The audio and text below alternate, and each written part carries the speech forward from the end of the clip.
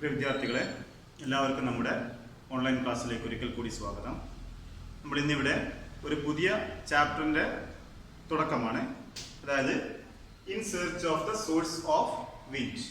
നേരത്തെ നമ്മൾ geography പാർട്ടിലെ 3rd chapter complete ചെയ്തു, 1st ചാപ്റ്റർ കംപ്ലീറ്റ് ചെയ്തു. 2nd chapter it is in search of the source of wind, അതായത് കാറ്റിൻ്റെ ഉറവിടം തേടി.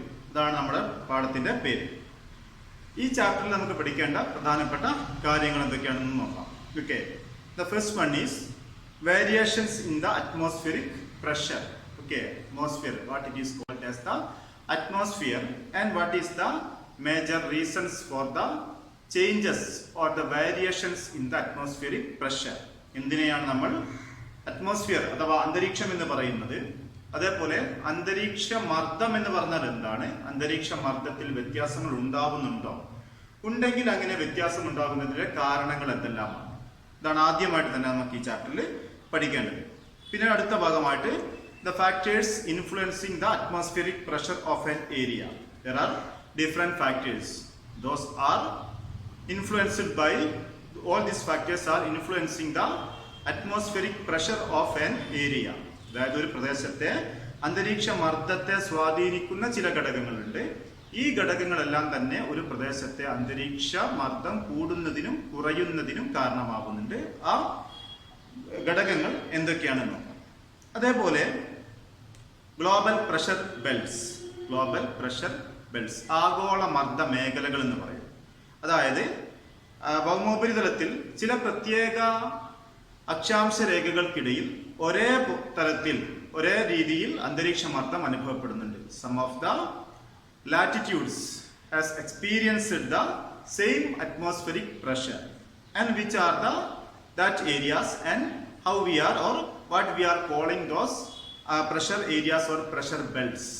All these are the subject matter of this chapter. Okay, and let us start. The first one is the atmosphere. What it is called as atmosphere? As we know or as we learned in the previous classes, we all are aware about what it is called as the atmospheric pressure. The atmospheric pressure, atmosphere. The atmosphere is referred to the air blanket on the earth's surface. Very simple definition, or simply we can say that atmosphere is called that the air blanket on the earth's surface. ഭൂമിയുടെ മുകളിലുള്ള വായുമണ്ഡലത്തെ നമ്മൾ പറയുന്ന പേരാണ് എന്ത് എന്നത്?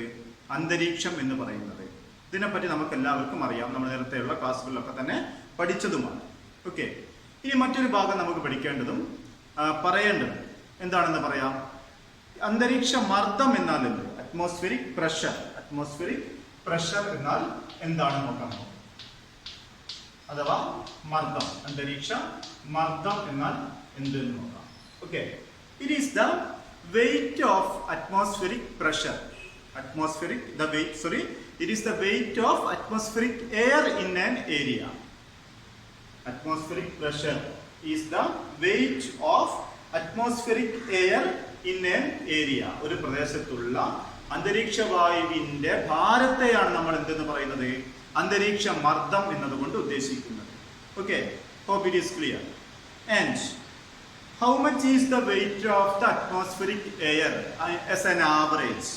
ശരാശരി ഒരു പ്രദേശത്തെ അന്തരീക്ഷ മർദ്ദം എന്ന് പറയുന്നത് എത്രയാണ്? ആ വെയിറ്റ് എത്രയാണെന്ന് നമുക്ക് ജസ്റ്റ് ഒന്ന് നോക്കാം. Okay, it is an average weight of 1034 milligram mg per centimeter square on the earth's surface.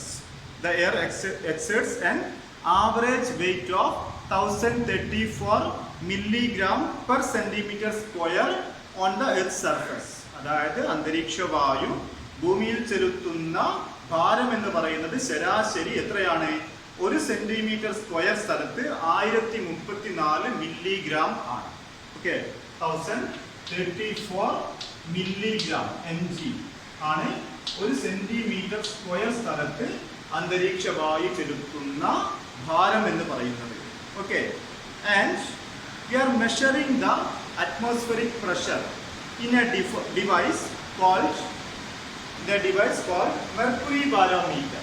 Mercury barometer എന്ന പേരുള്ള ഒരു ഉപകരണം ഉപയോഗിച്ചുകൊണ്ടാണ് നമ്മൾ അന്തരീക്ഷമർദ്ദം അളക്കുന്നത്. And the units in which is the unit we are using to measure the atmospheric pressure. Mercury ബാരോമീറ്ററിൽ നമ്മൾ അന്തരീക്ഷമർദ്ദം അളക്കുമ്പോൾ അന്തരീക്ഷമർദ്ദം ഇത്രയാണ്, ഒരു സ്ഥലത്തെ അന്തരീക്ഷമർദ്ദം ഇത്രയാണ് എന്ന് പറയുന്നത് ഏത് യൂണിറ്റ് ഉപയോഗിച്ചുകൊണ്ടാണ്?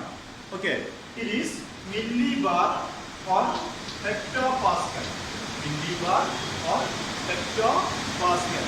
These are the units of atmospheric pressure. Next, we want to learn about something about the atmospheric pressure and altitude. Okay. First of all, there are 3 factors influencing the atmospheric pressure of an area. ഒരു പ്രദേശത്തെ അന്തരീക്ഷമർദ്ദത്തെ സ്വാധീനിക്കുന്ന പ്രധാനപ്പെട്ട 3 കാര്യങ്ങളുണ്ട്. അതിൽ ഒന്നാമത്തേതിനെ നമ്മൾ എന്തെന്ന് പറയുന്നു? Altitude എന്ന് പറയുന്നു. The first one is altitude. Okay, and the second one is temperature. And the third one is humidity. These 3 are the 3 factors influencing the atmospheric pressure of an area.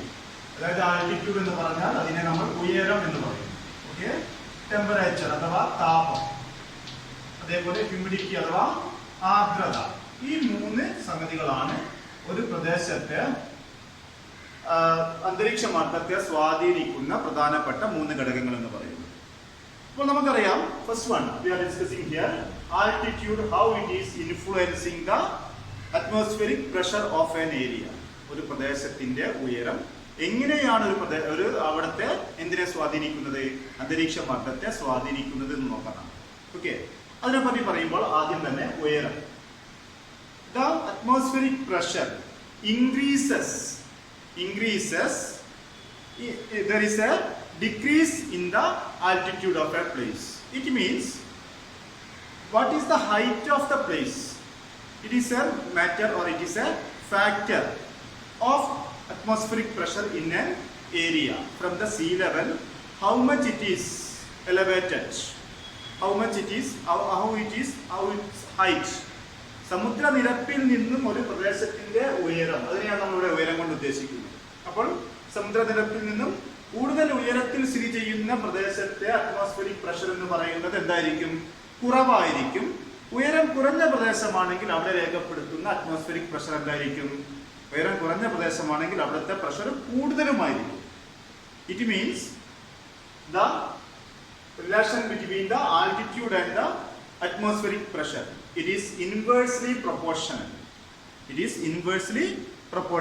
എന്ന് പറഞ്ഞാൽ ഒന്ന് കൂടുമ്പോൾ ഒന്ന് കുറയുന്നു, ഒന്ന് കുറയുമ്പോൾ ഒന്ന് കൂടുകയും ചെയ്യുന്നു. The atmospheric pressure decreases with altitude. അതായത് ഉയരം കൂടുന്നതിനനുസരിച്ച് അന്തരീക്ഷമർദ്ദം കുറയുന്നു. The pressure decreases at the rate of 1 millibar per an altitude of 10 meters. അതായത് നമ്മളിവിടെ പറഞ്ഞു, ഉയരം കൂടുന്നതിനനുസരിച്ച് അന്തരീക്ഷമർദ്ദം കുറയുന്നു. അത് കുറയുന്ന നിരക്കാണ് നമ്മൾ ഇനി പറയാൻ പോകുന്നത്. 1 millibar decreases with the height of each and every 10 meter. Okay, അതായത് ഓരോ 10 മീറ്റർ ഉയരം കൂടുന്നതിനനുസരിച്ചും 1 മില്ലിബാർ അല്ലെങ്കിൽ ഹെക്ടോപാസ്കൽ എന്ന ക്രമത്തിൽ എന്ത് കുറഞ്ഞു വരുന്നു? അന്തരീക്ഷമർദ്ദം കുറഞ്ഞു വരികയും ചെയ്യുന്നു. Okay, and there is a question, why do mountaineers carry oxygen cylinders? എന്തുകൊണ്ടാണ് മൗണ്ടനിയേഴ്സ്, പർവ്വതാരോഹകർ എന്ത് കരുതുന്നത്? എപ്പോഴും ഓക്സിജൻ സിലിണ്ടേഴ്സ് കരുതുന്നത്. അതിന്റെ ഉത്തരമാണ് എന്തെന്ന് പറയുന്നത്? The mountaineers carrying the oxygen cylinders because of the availability of air is less in the higher altitude areas. അതായത് ഉയരങ്ങളിലേക്ക് പോകുന്നതിനനുസരിച്ച് അവിടെ വായുവിന്റെ സാന്നിധ്യം കുറഞ്ഞു വരുന്നു. അതുകൊണ്ടാണ് പർവ്വതാരോഹകർ എപ്പോഴും എന്ത് കരുതുന്നത്? ഓക്സിജൻ സിലിണ്ടേഴ്സ് കരുതുന്നത്. Okay, and there is an example. You might have felt your ears clogged as you go to high altitude places like Ponmudi, Ooty, Paithalam and Brahmagiri. This is due to the low pressure in these places. അതായത് നമ്മൾ സമുദ്രനിരപ്പിൽ നിന്നും ഉയരം കൂടിയ പ്രദേശങ്ങളിലേക്ക് പോകുമ്പോൾ നമ്മുടെ ചെവി അടഞ്ഞിരിക്കുന്നതായിട്ട് അനുഭവപ്പെടുന്നു. It is why അതിന്റെ ആൻസർ ആണ് പറഞ്ഞിരിക്കുന്നത്. ഉയരം കൂടുമ്പോൾ അന്തരീക്ഷമർദ്ദം കുറയുകയാണ് ചെയ്യുന്നത്. അങ്ങനെ അന്തരീക്ഷമർദ്ദം കുറയുന്നതിന്റെ ഫലമായിട്ടാണ് എന്ത് സംഭവിക്കുന്നത്? നമുക്ക് ചെവി അടഞ്ഞിരിക്കുന്നതായിട്ട് തോന്നുന്നത്. Okay, so the atmospheric pressure and the altitude are inversely proportional. ഇവ തമ്മിൽ എന്ത് ബന്ധമാണുള്ളത്? വിപരീതാനുപാത ബന്ധമാണുള്ളത് എന്ന് നമ്മൾ മനസ്സിലാക്കി കഴിഞ്ഞു. Okay, and next, apart from altitude, temperature, humidity also influence the atmospheric pressure. അപ്പോൾ ആൾട്ടിറ്റ്യൂഡ് മാത്രമല്ല, ടെമ്പറേച്ചറും ഹ്യൂമിഡിറ്റിയും എന്ത് ചെയ്യുന്നുണ്ട്? ഒരു പ്രദേശത്തെ അറ്റ്മോസ്ഫിയറിക് പ്രഷറിനെ ഇൻഫ്ലുവൻസ് ചെയ്യുന്നുണ്ട്, സ്വാധീനിക്കുന്നുണ്ട്. അപ്പോൾ അതെങ്ങനെയാണെന്ന് നോക്കാം. ഓക്കെ, ടെമ്പറേച്ചർ, ഒരു പ്രദേശത്തെ താപം കൂടുതലാണെങ്കിൽ എന്ത് സംഭവിക്കും? നമുക്കറിയാം, ഏതൊരു ഗ്യാസും, എയർ എന്നല്ല, ഏതൊരു ഗ്യാസും എന്താണ്? ചൂടാവുമ്പോൾ അവ വികസിക്കുകയും മുകളിലേക്ക് ഉയർന്നു പൊങ്ങുകയും ചെയ്യുന്നു. Like any other matter, air also expands when it gets heated. The expanded air is less dense and hence it ascends. This leads to the lowering of atmospheric pressure. It means എന്താണ്? ഇങ്ങനെ പറഞ്ഞാൽ എന്താണ്? ഏതൊരു ഗ്യാസിനെയും പോലെ വായുവും എന്താണ്? ചൂട് പിടിച്ചാൽ അതിന്റെ സാന്ദ്രത കുറയുകയും മുകളിലേക്ക് ഉയർന്നു പൊങ്ങുകയും ചെയ്യുന്നു. ഇങ്ങനെ ചൂട് പിടിക്കുന്ന വായു മുകളിലേക്ക് ഉയർന്നു പൊങ്ങുന്നതിന്റെ ഫലമായിട്ട് താപം കൂടുതലുള്ള ഒരു പ്രദേശത്ത് എപ്പോഴും എന്തായിരിക്കും അനുഭവപ്പെടുക? താപം കൂടുതലുള്ള ഒരു പ്രദേശത്ത് കുറഞ്ഞ അറ്റ്മോസ്ഫിയറിക് പ്രഷർ, അന്തരീക്ഷമർദ്ദമാണ് അനുഭവപ്പെടുക. അതായത് താപം കൂടുതലാണെങ്കിൽ അറ്റ്മോസ്ഫിയറിക് പ്രഷർ കുറവായിരിക്കും. ഓക്കെ, താപം കുറവാണെങ്കിൽ അവിടെ എന്തായിരിക്കും? അന്തരീക്ഷമർദ്ദം കൂടുതലുമായിരിക്കും. So the relation between the temperature and atmospheric pressure, it is inversely proportional. നമ്മൾ നേരത്തെ ആൾട്ടിറ്റ്യൂഡിനെ പറ്റി പറഞ്ഞതുപോലെ തന്നെ അന്തരീക്ഷമർദ്ദവും ടെമ്പറേച്ചറും തമ്മിലുള്ള ബന്ധവും എന്താണ്? വിപരീതാനുപാത ബന്ധമാണ്. Okay, the atmospheric pressure decreases as the temperature increases and vice versa. നമ്മളിപ്പോൾ പറഞ്ഞ കാര്യം തന്നെ, അന്തരീക്ഷമർദ്ദം കുറയുന്നു താപം കൂടുമ്പോൾ, അന്തരീക്ഷമർദ്ദം കൂടുന്നു താപം കുറയുമ്പോൾ. Okay, and next one is humidity and atmospheric pressure. Humidityക്ക് നമ്മൾ പറയുന്നതാണ് എന്തെന്ന് പറയുന്നത്? ആർദ്രത എന്ന് പറയുന്നത്. Humidity is the presence of water content in the atmospheric air. അന്തരീക്ഷ വായുവിലുള്ള ജലകണികകളുടെ സാന്നിധ്യത്തെയാണ് നമ്മൾ എന്തെന്ന് പറയുന്നത്? ആർദ്രത എന്ന് പറയുന്നത്. അപ്പോൾ അന്തരീക്ഷത്തിലുള്ള ജലകണികകളുടെ സാന്നിധ്യം കൂടുന്നതിനും കുറയുന്നതിനും അനുസരിച്ച് അന്തരീക്ഷ മർദ്ദത്തിലും വ്യത്യാസങ്ങൾ അനുഭവപ്പെടുന്നു. അതെങ്ങനെയാണെന്ന് നോക്കാം. അതായത് ഒരു പ്രദേശത്തെ അന്തരീക്ഷ വായുവിൽ ഹ്യൂമിഡിറ്റി, ആർദ്രത കൂടുതലാണെങ്കിൽ അവിടെ അന്തരീക്ഷമർദ്ദം കുറവായിരിക്കും. ആർദ്രത കുറവാണെങ്കിൽ അന്തരീക്ഷമർദ്ദം കൂടുകയും ചെയ്യുന്നു. Water vapour is lighter than air and hence it ascends. If the quantity of water vapour is more in a unit of volume of air, then naturally the atmospheric pressure will be less. It means all these three factors are inversely proportional to the atmospheric pressure. ഈ മൂന്ന് ഘടകങ്ങളും എന്താണ്? അന്തരീക്ഷമർദ്ദവുമായിട്ടൊരു വിപരീത അനുപാത ബന്ധമാണുള്ളത്. Okay, അതായത് hope you have understood that altitude, temperature and humidity experienced in a region influence the atmospheric pressure. Variations in the atmospheric pressure occur in accordance with the variations in the above factors. അതായത് നമ്മൾ പറഞ്ഞിരിക്കുന്ന ഈ മൂന്ന് ഘടകങ്ങളിൽ ഉണ്ടായിരിക്കുന്ന മാറ്റങ്ങൾ ഒരു പ്രദേശത്തെ അന്തരീക്ഷമർദ്ദത്തെ സ്വാധീനിക്കുന്നു. ഓക്കെ, അതെങ്ങനെയാണ് സ്വാധീനിക്കുന്നത് എന്ന് നമ്മൾ പറഞ്ഞു. Okay, if the atmospheric pressure of an area is higher than that of the surrounding area, then it can be designated as high pressure. അതായത് പറഞ്ഞിരിക്കുന്ന കാര്യം, ഒരു പ്രദേശം അതിന്റെ ചുറ്റുപാടുകളെ അപേക്ഷിച്ച് കൂടുതൽ മർദ്ദമുള്ള ഒരു പ്രദേശം അതിന്റെ ചുറ്റുപാടുകളെ അപേക്ഷിച്ച് കൂടുതൽ മർദ്ദമുള്ള ഒരു മേഖലയാണെങ്കിൽ ആ പ്രദേശത്തെ നമ്മൾ എന്തെന്ന് പറയുന്നു? ഒരു ഉച്ചമർദ്ദ മേഖല എന്ന് പറയുന്നു, ഹൈ പ്രഷർ സോൺ എന്ന് പറയുന്നു. ഒരു നിശ്ചിത പ്രദേശം, ആ പ്രദേശത്ത് മർദ്ദം കൂടുതലാണ്, അതിന്റെ ചുറ്റുപാടുമുള്ള പ്രദേശത്ത് മർദ്ദം കുറവുമാണ് എങ്കിൽ ഈ മർദ്ദം കൂടുതലുള്ള പ്രദേശത്തെ എന്ത് പറയുന്നു? High pressure zone, high pressure belt എന്ന് പറയുന്നു. Okay, and we learned in the previous classes something about the isotherms. Same like here we need to learn about the isobars. Okay, What it is isotherms? Isotherms are the imaginary lines joining places having same temperature that we know. Same way, here we are defining the isobars. Isobars are the imaginary lines joining places having the same atmospheric pressure. അതായത് ഐസോതെംസ് സമതാപരേഖകൾ എന്ന് പറയുന്നത് ഒരേ തരത്തിൽ താപം അനുഭവപ്പെടുന്ന ചൂട് അനുഭവപ്പെടുന്ന പ്രദേശങ്ങളെ യോജിപ്പിച്ച് വരയ്ക്കുന്ന സാങ്കല്പിക രേഖകളെ നമ്മൾ എന്തെന്ന് പറയുന്നു?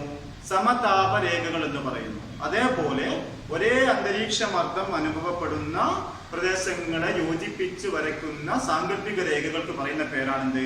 ഐസോബാർസ് എന്ന് പറയുന്നു. Okay, and next part we need to understand global pressure belt. Okay, based on that the earth's surface is divided into different pressure belts. It means based on what the studies have revealed that the atmospheric pressure is uniform between certain latitudes. The atmospheric pressure is uniform between certain latitudes. You look at here, imagine that it is the equator. From the equator, this is the northern hemisphere, this is the southern hemisphere. Between certain latitudes, the atmospheric pressure is same. So we are calling those areas as pressure belts. അതായത് ചില പ്രത്യേക അക്ഷാംശ മേഖലകൾക്കിടയിൽ ഒരേപോലെയാണ് എന്തനുഭവപ്പെടുന്നത്? മർദ്ദം അനുഭവപ്പെടുന്നത്. ആ മേഖലകളെ നമ്മളിവിടെ വ്യത്യസ്ത പേരിൽ പറയുന്നു. അത് ഏതൊക്കെയാണ് നമുക്ക് നോക്കാം. The first one is equatorial low pressure belt. Equatorial low pressure belt. Equatorial low pressure beltന്റെ എക്സ്റ്റൻഷൻ വ്യാപ്തി എന്ന് പറയുന്നത് 0 ഡിഗ്രി അല്ലെങ്കിൽ ഇക്വേറ്ററിൽ നിന്നും 5 ഡിഗ്രി നോർത്തിലേക്കും 5 ഡിഗ്രി സൗത്തിലേക്കും വടക്കോട്ടും തെക്കോട്ടുമുള്ള ഈ ഭാഗത്തെയാണ് ഇക്വറ്റോറിയൽ ലോ പ്രഷർ ബെൽറ്റ് എന്ന് പറയുന്നത്. Okay, and the next one is subtropical high pressure belt. Subtropical high pressure belt. It is in 30 degree latitudes. Between 30 degree latitudes. It is the subtropical high pressure belt. അതായത് ഇതെന്ന് പറയുന്നു ഉപോഷ്ണ ഉച്ചമർദ്ദ മേഖല എന്ന് പറയുന്നു. ഇതിനെ എന്തെന്ന് പറയുന്നു? ഭൂമധ്യരേഖ ന്യൂനമർദ്ദ മേഖല എന്ന് പറയുന്നു. ഉപോഷ്ണ ഉച്ചമർദ്ദ മേഖല. Next one is in 60 degree latitudes. 60 degree latitudes. Okay. Subpolar low pressure belt. ഉപധ്രുവീയ ന്യൂനമർദ്ദ മേഖല. ഇതിനെ എന്തെന്ന് പറയുന്നു? 90 ഡിഗ്രി നോർത്തിന് ഇതിനെ എന്തെന്ന് പറയുന്നു? ഇതിനെ പറയുന്ന പേരാണ് polar high pressure belt. Okay, same like in the southern hemisphere as well. Hope it is clear. And rest all we will discuss in the next class. Thank you.